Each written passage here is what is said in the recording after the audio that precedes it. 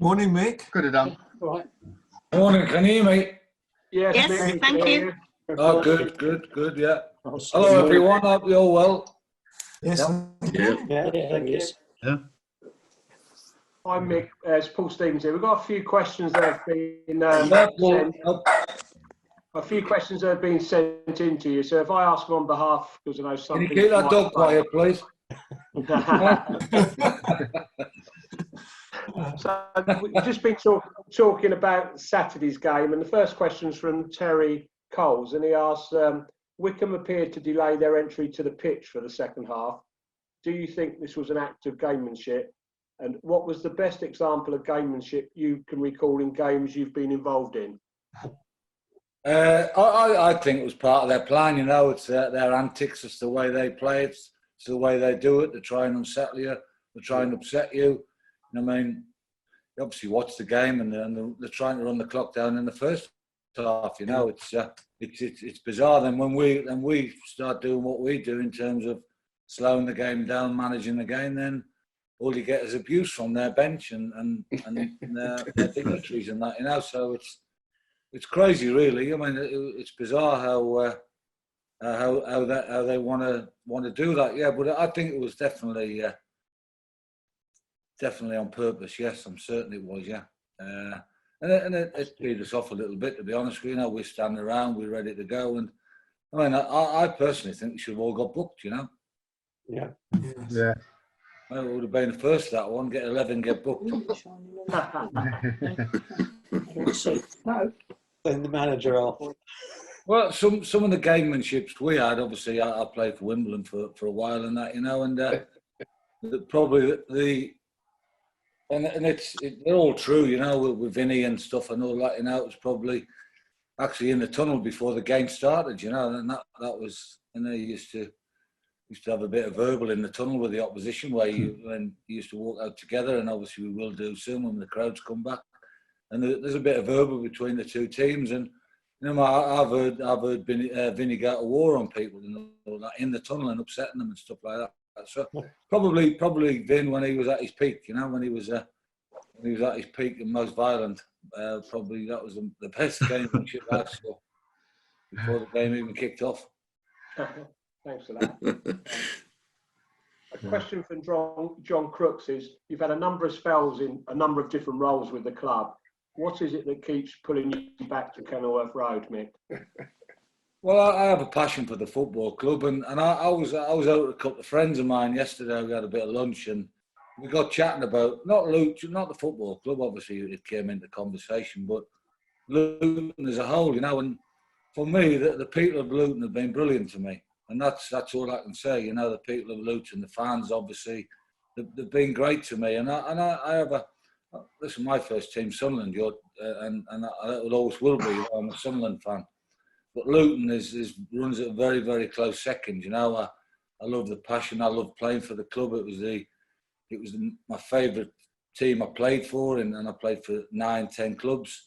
So I mean, I really, really enjoyed my time playing for Luton, and I don't know, and I think if you speak to most people who've had an association with the football club, I think they feel the same as me. You know, there's a connection there. There's a connection there, obviously, with the fans and my connection with Gary and the board and stuff. But yeah, it keeps dragging me back, and hopefully I'm here for a long, long time now. You know, and I want to be part of the future going forward.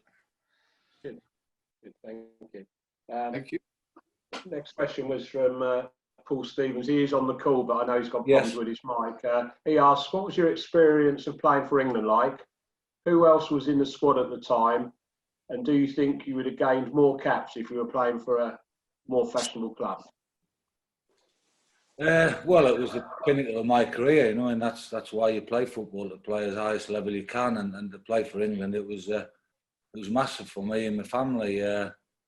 My first recollection is when I was called into the squad, and we met at the Holiday Inn, which is at Wickham at the top. I don't know if you know it, just off the M40. We met there and we used to stay there, and then we'd go down to the training base, which was in near Marlow. I forget what it's called now. We used to train there on the pitches down there. So we were there about 3 or 4. But my first when I walked in there, I was looking around, and you saw the likes of Brian Robson, Glenn Hoddle, Peter Beardsley, and Peter Reid, and I mean all the top players in England were there. Steve McMahon, and then some real good players and that. At first I had a sniff of it when I played for the B team in Malta. And we went away, and I mean we had a great team there. Me and Mitchell were in the B team. Mitchell Thomas got in the B team, and those were like Craig Johnson and Steve Bruce, and I mean Adrian Heath, Mel Sterling, some great players in the B team who never really made it into the first team, and I was fortunate enough to. But it was, I mean, I'll never forget when I stood at Wembley and we kicked off, and I was stood next to Peter Beardsley and we kicked off and we played Denmark. That was my full debut, and I thought, well, it doesn't get much better than this, and we won 1-0, and I should have scored actually. You always believe, you think you should get more caps. You always think you should. I mean, when I first come to Luton, I mean, I was shocked of where we were in the league in terms of the players we had here and the quality of players we had. Your Ricky Hills, your Brian Steels, your Mal Donaghy's, I mean, Ashley Grimes, all of them, Tim Breaker, Mitchell Thomas. I mean, the team was scattered with international footballers, and it was a real good squad. And I was fortunate enough, and Brian Stein and Ricky Hills should have played more for England. Absolutely, 100% certainty. They should have had more caps for England, and probably more than me. They were a couple of talented players. They were, and along with Fozzie, who joined, and he was obviously international. So now I'd like to say yes, but I was just happy to play for England. I was delighted and thrilled, and it's still a massive honour. When I have my caps at home on the wall, and it's when I look at them, it brings back good memories. Good. Bob Gilder, do you want to ask your question, Bob? I'll let you do it. All right, okay then. Bob's he's keeping that dog quiet, and he's got. Yeah, he is. Yeah, he's doing well. He's doing well. Bob asks, how is your relationship with Sam Allardyce after the horrific injury you suffered? It's okay. I bumped into Sam a few times, to be fair, and through a mutual friend of ours, Stephen Purdue, who used to have Henlow Grange, and now I've met him a few times, and I mean it's okay. It's a bit fraught and all that but it's okay. We do speak, and it was a nasty injury, probably the worst injury I ever had, and it was intentional. But if you're going to give it out, head. Was it his elbow or his head? It was his elbow. Oh, I thought so. Yeah, I think if you give it out, I think you've got to take a little bit, So I never complained about it, but it was a horrible injury, and I was in hospital for 3 or 4 days, and I was in a bad way, in all fairness, because it had about 120 stitches, and it went clean through my lip, and it wasn't very nice. And funny enough, I played about 3 weeks later. We were playing against Nottingham Forest for Birmingham, and I don't know if you remember Chris Fairclough. Yeah. Well, I gave him one early on in the game, then he got me back and he swung his arm. He caught me right across my lip, and I've never had pain as bad as that in my life, And I remember Ian Bowyer looking at me, and he's like smiling at me, knowing that his mate had got me and that, So it was you give it out and you took it, so you just get on with it. But my relationship with Sam's okay, It's I wouldn't say he's my favourite person, but it's okay. Okay. A question from Peter here. Can you name your best Luton 11 you've played with, or some of your favourite teammates that you've enjoyed playing with? Well, the best goalkeeper I ever played with was Tony Colton. Obviously, you're not going to like that because he was a Watford legend, and he's still my best friend. And he was the best goalkeeper I played with at Birmingham. He was young and up and coming, and he was always going to go on and have a good career. The best Luton 11, I would obviously choose Tim Breaker, Mal Donaghy, Steve Foster, probably Mitchell Thomas. Obviously, Ricky Hill, Brian Steen would be in the team. David Priest, he'd be definitely in the team. Well, Peter Nicholas would be in the team. And one person who doesn't really get a mention and all that, is who I thought was a great player was Gary Parker. He was a good footballer, Gary, and he went on to have a good career. So probably, and if I didn't pick myself, I would probably pick. I never played with Paul Walsh. I know he's a great player for Luton, but our paths never crossed. I'd probably go for Mike Newell, you know, who was a young lad. He came into the club, and he had to learn his trade very quickly, and he did that, and he went on to have an amazing career. So that would be the crux of it. And probably Les Seeley in goal. Leg was arguably the best goalkeeper we had in my time there.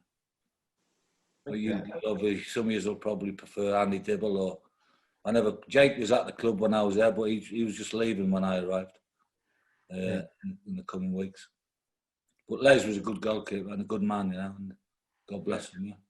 Yeah. The last question I got here from David Wise. A lot of Luton supporters would like to see a stand named after you, Mick, at Power Court. How would you feel about this? And who else do you think deserves this recognition? Probably name the toilets after me. That's what I'll do. No. Well, I mean, it's not something I bring up, and obviously you mention it, and it will be an absolute massive honour for me, you know. And I hope they don't wait till I die. Let's put it that way. Anyway. It will be a massive honour. Yeah, it will be an absolute massive honour, and I mean, who else would get one? I played for Luton for a number of years, and the best player I played with was Steve Foster. Forget the Hills and the Steens. They were fantastic footballers, and Donaghy's. But Fozzie epitomised what it was all about. You know, he got us all together. He was the captain. He was the leader, and he created a massive spirit, and that's why we were successful, in my opinion. Obviously, we had super players, Hill and Steen, and all that lot. You know, they were brilliant footballers. Kingsley Black, great footballers, and but probably Fozzie. And obviously, I'm sure Joe Payne would get a stand named after him, more so than me, I'm sure, yeah. And maybe Eric deserves something. I think Yes. Good old Eric deserves something. Yeah, we all treasure him for certainty. Yeah. No, for what you've done with the club, you're playing. You've stepped in when there's a breach, and you've done it. You've found good players. You've done everything that taught on the Kenilworth, and there's a lot of people where I sit, because I'm an old fart, you know, where I sit, they all talk about the old days and things, but it has come up that for what you've done for Luton, you know, there should be some recognition in some way, and that's what they're saying, you know. New ground should have stand named after you. I believe it's my duty, you know, and all I try and do is do the best for the football club. And I mean, I'm happy to do whatever's asked of me, you know. And I thoroughly enjoy it, and I do it for the love of the club, you know. I love the club, I love the town. My son was born in the town, and that's Luton is part of me now, you know. And I really appreciate the support we get, not just me. Support we get from the supporters. It's brilliant. It's amazing. The fan base, you know, it's a great club, and it's up there with the best, in my opinion. And I've been to a few clubs. Yeah. Anybody got any other questions they want to ask me? Gail, far ahead. Thank you. Thanks very much. Thank you, Mick. Hi, Hi. Thanks ever so much for coming along and talking to us today. And it's particularly for those of us who live miles away from Luton. We feel very bereft that we can't get down to the Kenny on a regular basis. So you turning up to have a chat with us this morning is really appreciated. Yeah. And my question actually is about the fans. A number of our players have made comments in the media about how much better it's going to be when the fans are there, which I guess they have to say to keep us all happy. But how much really do the players miss not having people in Kenilworth Road on a Saturday? Away games, I'm not so sure, but the away support is brilliant. And that's why the results have been strange of late, you know, because there's no fans in there. You look at the scores yesterday, absolutely bizarre, you know, and I'm sure that's got something to do with the fans not being in there. But no, the players, myself personally, and the players, it's massive for Luton Town, the Kenilworth Road end in there. It's massive for us. It's especially on an evening game, the support you get and the noise that comes from it, and it's you're sorely missed 100%. And we just can't wait for you guys to get back there. And it's not said lightly. We mean it, And I think going away from home, not having the fans in there, has helped our away performances. I'm sure it has, And but no, it's there's no better place. Excuse me. There's no better place apart from Roke Park than Kenilworth Thrupp. When it's full and it's rocking, it's amazing. And we don't say it lightly. I mean it, and the players mean it 100%. Yeah, that you are missed. Sadly missed. Thank you for that. Well, not half as much as we miss being there, I'm sure. Yes, I guess so. Yeah, I'm certain. Yeah. Yeah. Anybody else got any more? Bill? Hi, good morning, Mick. Morning, Coming up to date, we're all absolutely thrilled with the start we've made this season and the position we're in. We're still finding it difficult in the final third, Mick, and there are many chances going begging. How do you think we're going to fare when we come across good defences in this championship? The teams we've beaten, they've got 0 points, 1 point, 3 points. We're going to be meeting some very tough teams. Do you think we'll be able to get goals against them? It's not for the lack of work and effort that Nathan puts in on the training ground. I can say that. We have certain days, Tuesdays and Thursdays, where we work very hard on what we call the final third play in terms of clever, the runs the players make, getting into certain positions and what we're going to do in those positions. I don't know if you saw the Manchester United game. Yes. They vigilantly cut the ball back all the time, for cutbacks, and it's quite hard to defend against at times. So we have certain ways we want to try and play in the final third. Sometimes it comes off, the final ball doesn't really work. It gets cut out. We have to have different solutions and different ways of doing that. But I just believe the more we get in there and we try and play our way into there, the more chance. And we do create a lot of chances. In all fairness, we could have won 6-0 on Saturday. Yeah. If we'd have taken our chances. And you're right, yeah, we are. We know it's going to be tough. We know it's going to be hard. We know we're going to come up against some really top teams at this level. But we have to keep persevering. And when on your question is, I think we have a certain way of playing which will hurt teams. But it all, at the end of the day, when you think about it, we're limited who we can sign. We're limited who we can bring in terms of the budget and the salary caps, and it makes it very, very difficult to compete at this level. In terms of recruiting the type of player, we'll all like to bring in, I don't know, Ollie Watkins. We'll all like to bring in someone but we can't. We know that. We know we have a salary structure, so you're limited who you can bring in. So we especially Nathan works his socks off, and I'm works his socks off in terms of trying to get ourselves into certain types of areas on the pitch and be better at it. We must be better. We do create a lot of chances. We do create a lot of openings and get ourselves in good areas. And you're right, we do need to improve in those areas. Yeah, it's that final finishing, putting the ball in the net, Mick. We are making lots of chances, but we don't seem to be able to be clinical and finish it off. That's true. We, as I said earlier, we do, especially Nathan works with the lads in the final third and get them the first man to run across the near. We have certain runs. We have someone who goes across the near post, but it doesn't happen all the time. Because if someone runs across the near post, the goalkeeper cannot come off his line. Because if the ball, he's got to stay where he is then. So if someone catches it, if he sees someone in his eye line, he stays where he is. Because he then cannot move. Because if he comes off the line and the lad scores at the near post, then it's down to the goalkeeper. So that's the first movement we have. We have one for a cutback. We normally have someone peeling around the box. But it happens so quickly and so that you have to have a bit of coldness about you, and they talk about being cool in those areas, and that's what we need to educate them and teach them. But firstly, get the right runs, and going back to, and goals do change games. Going back to the Watford game, which we were all disappointed with, if Colo scores that goal, then scores that chance, then it's a different game, you know. So it's it's massively important that when we do get in there, we need to take those chances. You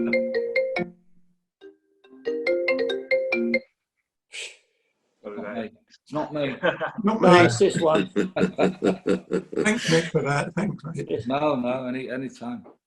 Yeah, but he does work diligently with it, and he is. Yes. He does. He obviously, you've noticed that, and we've noticed that, and They're all looking at one another. yeah. Anything else from anyone else? Yeah, can I ask you a question? Yes. Go ahead.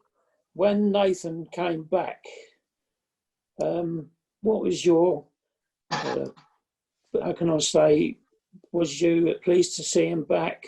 Was the players pleased to see him back? Because from the previous Mr. Jones to this Mr. Jones, it seems that the team has bonded more. There's more get up and go in them and everything else. So was there an atmosphere with the previous Mr. Jones and this one as one of the lads with them, and they do anything for him? I don't like to see people lose their jobs, obviously. No, none of us do. But it was the right thing to do, in my opinion. And bringing Nathan back, in my opinion, was the right thing to do, because I half instigated it along with Gary. good. In terms of wanting him back and bringing him back. He's a right fit for Luton, you know. He's a right fit in terms of he has a relationship with the players, with the board, and everyone manages differently. Look, people manage differently, and we'll never criticise it because that's the way they want to manage. No. Nathan seems to get the best out of this lot, 100%. He's done brilliant since he came back. The 9 games at the end of the season, and now we start the season well. So we know there's going to be ups and downs this season. There's going to be losses and good wins and games we should have won and we lost. And it's going to be. It always is a roller coaster being connected to Luton Town Football Club. You know that, but Nathan manages the club the way it should be managed. You know, he has a real relationship, in my opinion, with the board, with the players. And obviously, he has to build his relationship back with the fans, and he's prepared to do that. You know, he's very humble now, and he knows he made a few mistakes when he left, and he's I think he's repaid it now. Obviously, it's when Graham was the manager. Graham will be a good manager eventually somewhere, but when you can't manage every club the same, and that's what I thought Graham did. You know, he managed it. He just thought he was at a big club, you know, and you can't do that. Yeah, when you come into Luton Town, you have to manage the club differently. Yeah. So Nathan does get the best out of him in terms of the way he wants to play, the way to train. He does get the best out of him. I'm not criticising Graham because I know how tough the job is. So no, I'm not criticising him. I'm just. It's just he's a better fit. He's a good fit for Luton Town, Nathan. An all-round fit, you know, in my opinion. And long may it continue. Long may we keep winning games. Good. Thank you. Steve, I think you had a question? Steve? Yeah, hi Mick. You were a proper old style centre forward. You don't really see the light these days. Given the way the game's gone and the way the refereed, how many times do you think you'd be on the pitch at the end of the match?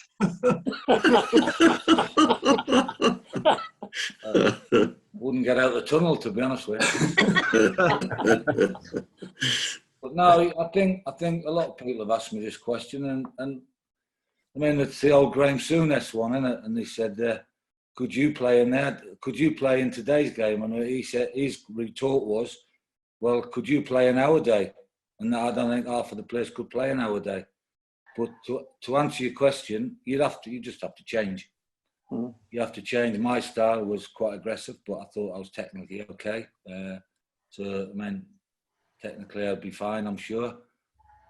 You'd have to just calm down a little bit in terms of what you couldn't do in terms of challenges. And I mean, I never used to give out all the time. I took a bit as well.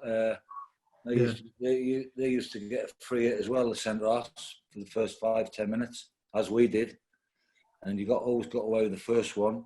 But yeah, I believe I look at the teams I played in, and I'm certain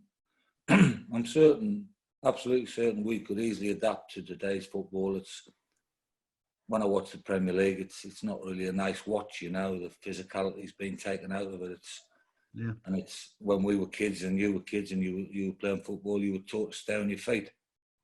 And don't go to the ground, stay on your feet. When you're challenged, when you get nudged, be stronger than the opposition. And it's total opposite now. To go to the ground for anything, and the free kicks that are given are crazy, you know, and the yellow cards that are dished out is for nothing really in some of the scenarios. But it's the physicality's been taken out of it, and it's in terms of the challenges. Obviously, the game does move a little bit quicker now, but I believe that's down to the when they changed the back pass rule in '92, which was a brilliant law to change, and that speeded the game. I don't know, 20%, I guess, yeah. Brilliant. Can I ask you, Mick, the offside at the moment, the linesman is not putting his flag up until the very last moment. That's, to me, I cannot understand it. If a chap is clearly offside, just in the opposition's half, and he's let run right the way up until he puts it in the back of the net or misses it, and then the linesman put his flag up. What do you think about that? I think they're just waiting to finish the action. That's what they're waiting to do. So if it doesn't peter out, then the ball goes to the goalkeeper, then the game will continue. But I don't agree with it, I believe. And if it was me, I was making the rules, I'd go back to the old rule. Offside is offside. Yes. It creates lazy players. Players can wander back into position and that, you know. And the biggest thing for me is when you see a centre half and the ball's going over his head and he's straining his neck and he's trying to head it and trying to get something on it, and the centre forward stood 5 yards behind him offside. That ball can drop back into the front of the centre halves. They can come back in and start and score a goal again. So I just find it crazy, you know. For me, offside is offside anywhere across the pitch. I don't make the rules. Right. I totally agree. I think it's crazy. Yeah. And obviously in the Premier League, because of VAR, they let it run out till the end of the action. Then if there's a problem, they go to VAR and make the decision there. So I just find it really strange, and I don't like it. Okay. Good offside Saturday anyway. They got that one right. Yeah, got that one right. Yeah, they got Yes. that one. Yeah. Yes. True. Yeah, Mick, you mentioned VAR. What do you think of it? I think referees and linesmen, and I worked for the Premier League for a short period of time. When I was out of work before I came back to Luton, I used to assess the referees and the linesmen in Premier League games, and I found it really, really interesting. It was brilliant insight, the way they work, how technical it is, how hard it is, how tough it is.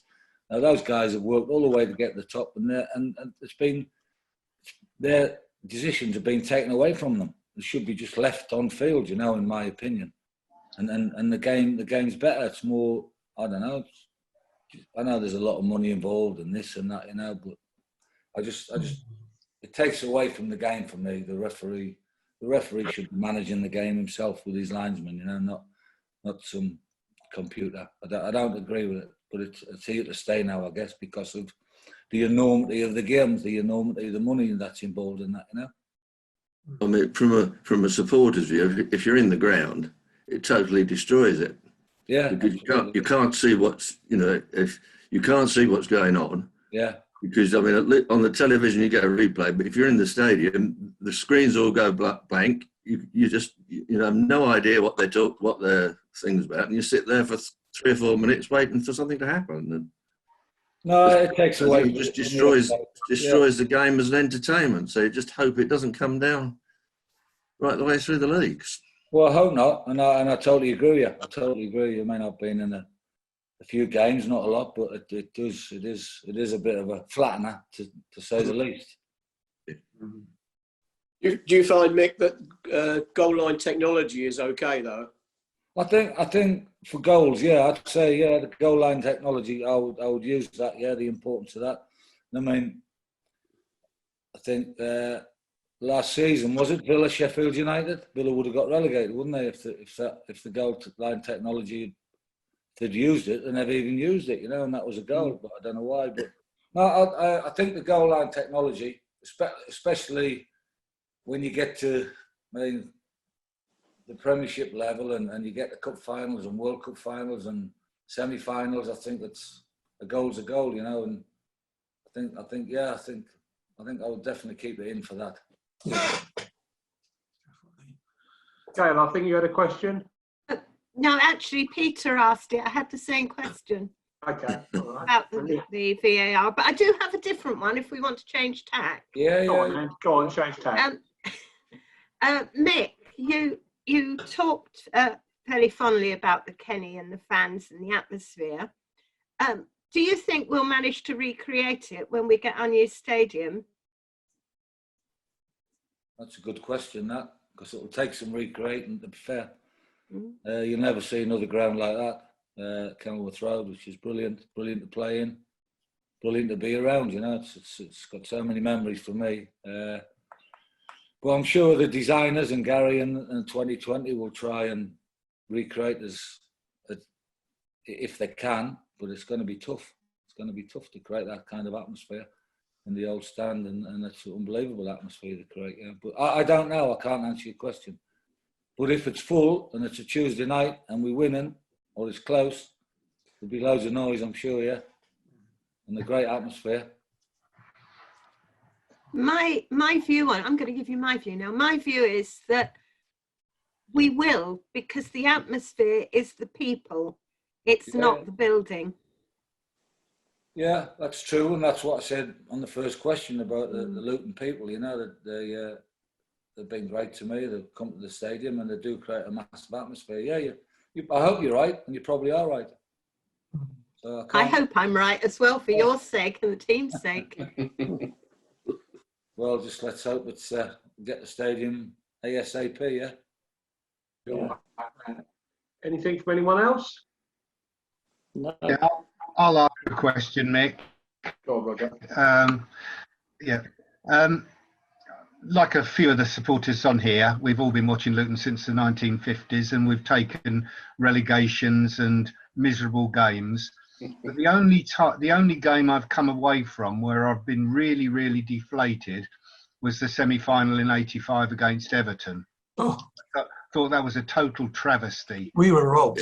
Yeah, and the following day, normally I'd get up in the morning on a Sunday and I've forgotten about it. It's gone.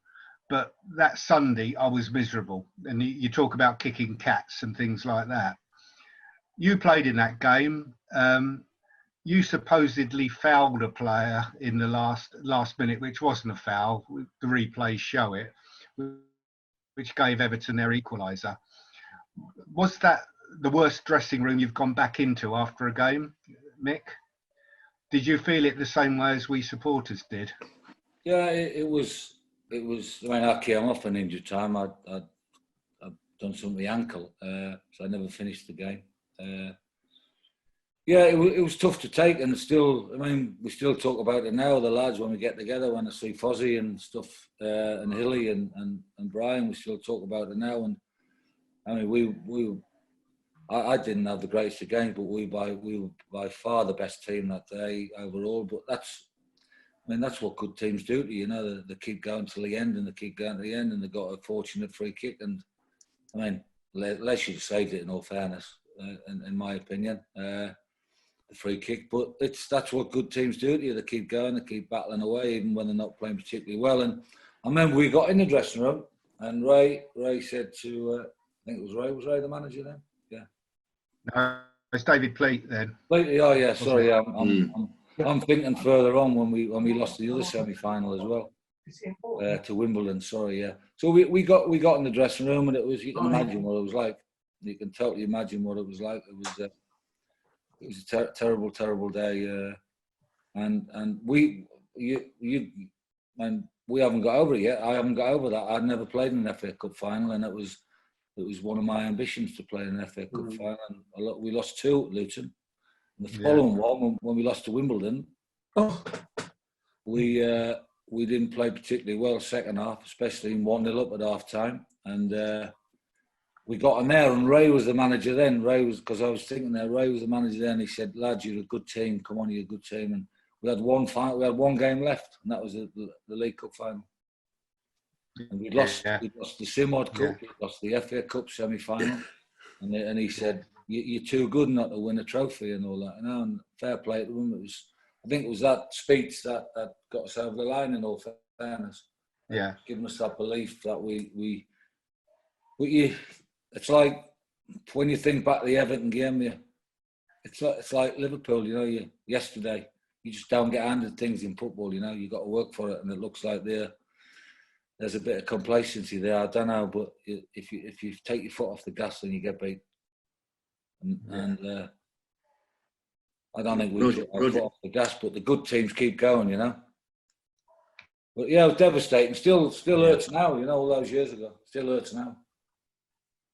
So I think it was one of the best games at that time. That was until that free kick. That was one of the best Luton played. It was fantastic that whole game, and we were playing Everton, and Everton were right at the top of their game then, and then that flaming rainbow appeared. Over the other end. I can remember I turned to my mate and I said, "We're there," and then at that very second the free kick was given. But I mean, up until that point, I just think I still remember that as one of the best performances. It was one of the best performances as a team, and but got to go till the end.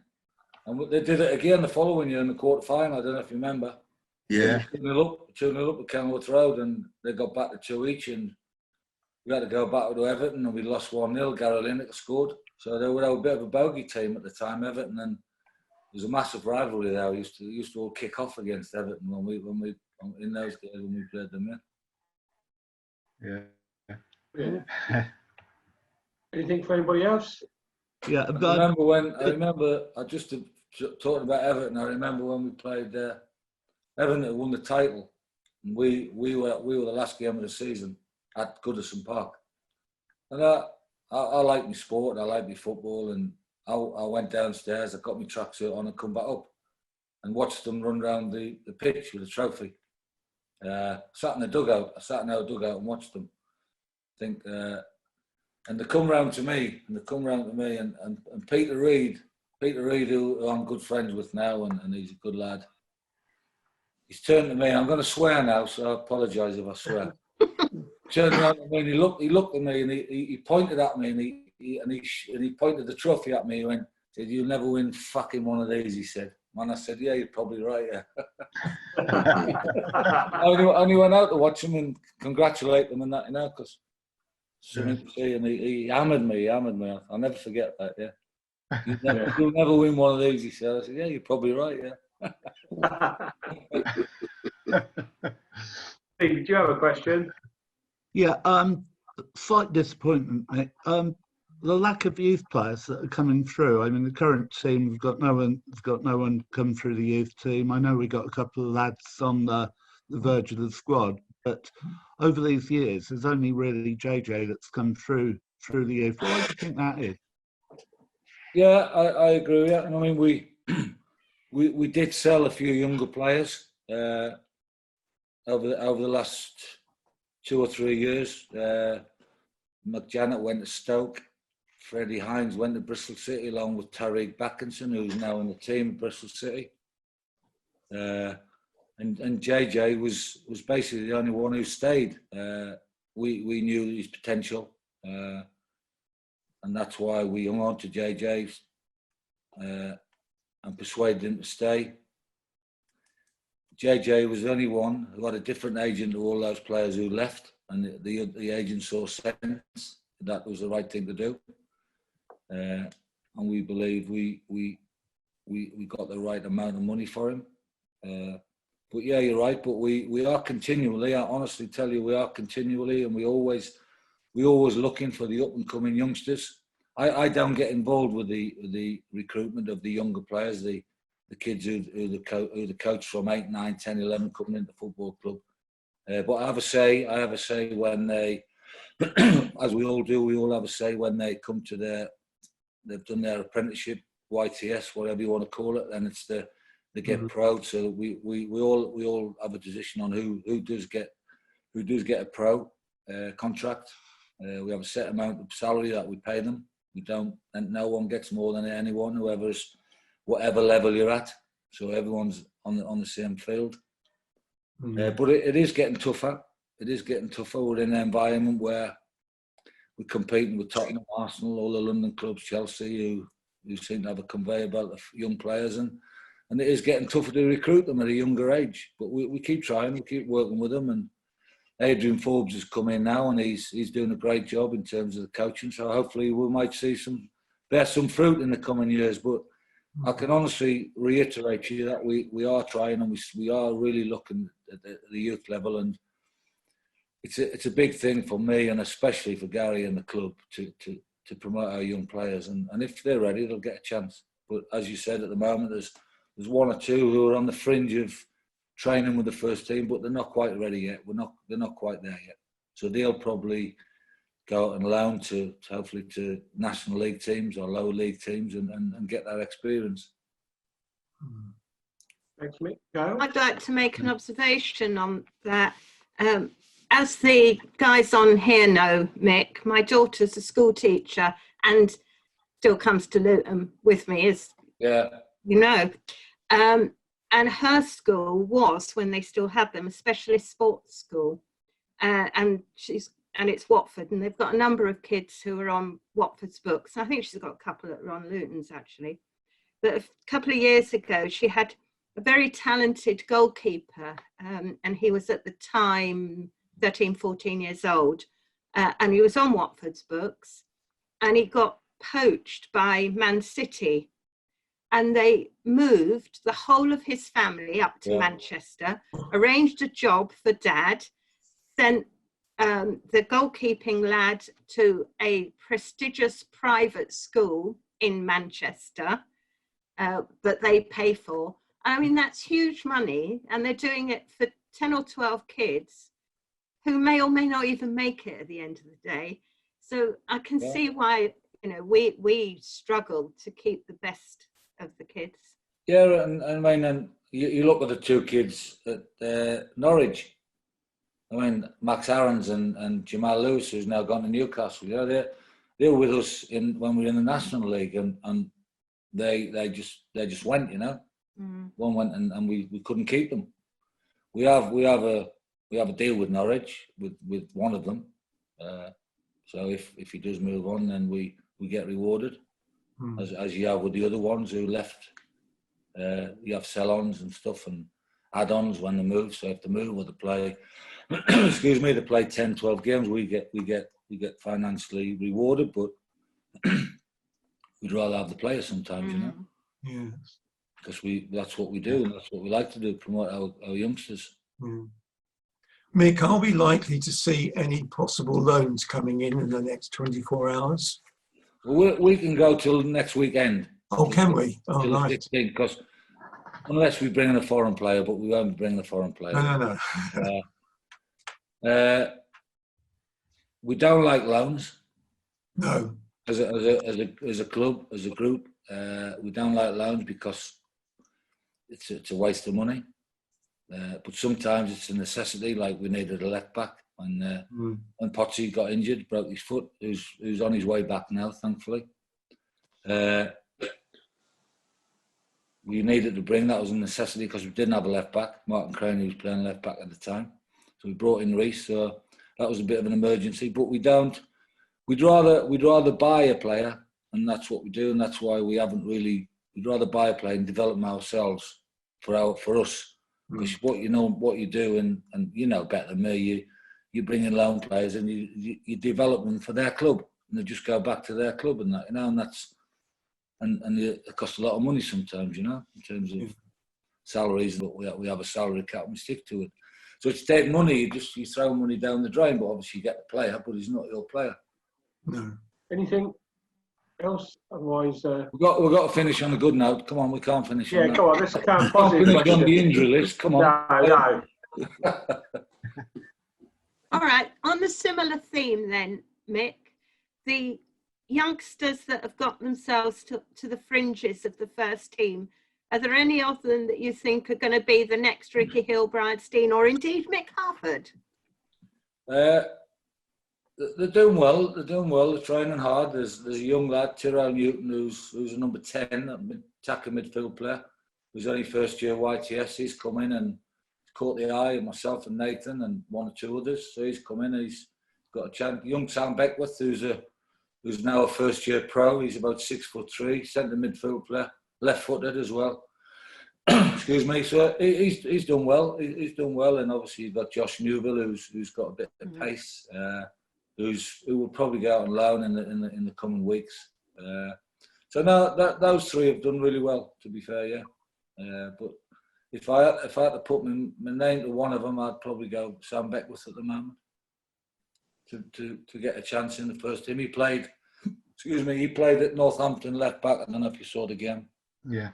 In the pre-season friendly, he's not a left back, but he did very, very well on his debut in the first team. Yeah, and it wasn't an easy game at Northampton. Because they play a certain style to Wickham, you know. A question for myself is, we've got 2 weeks now to next home game, so what's the sort of routine for the players and everyone between now and then? Do they get time off, or are they in most days? No, the players, the injured lads who will be in for treatment, but the squad who are fit and well, obviously Reece has gone away and Simon's gone away with the countries. So the rest of the squad will have Sunday, Monday, Tuesday, Wednesday off this week. They'll come in Thursday, Friday, train Thursday, Friday and Saturday. Then they'll have Sunday off. Then the following week leading into the Stoke game, they'll be in Monday, Tuesday, Wednesday off, Thursday, Friday, play the game. So they've got about 4 or 5 days off, yeah. But we'd rather give them the days off this back end here now, rather closer to the game, so we can do the same preparation we do every week for the upcoming game. So basically they've got 3 or 4 days off, yeah. Good. So have I.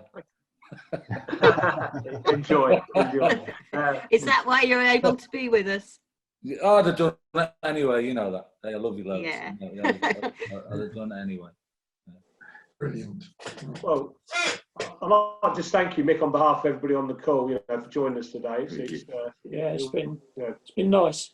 No, anytime. I know you. It's been tough for you guys, especially not being at the games, and obviously we're getting to a certain age where we're vulnerable, so we've got to look after ourselves. So just thanks again for your support and your time. And if you need to do it again, excuse me, just get in touch with Stuart and we'll do it further down the line. I really enjoyed it. Thanks.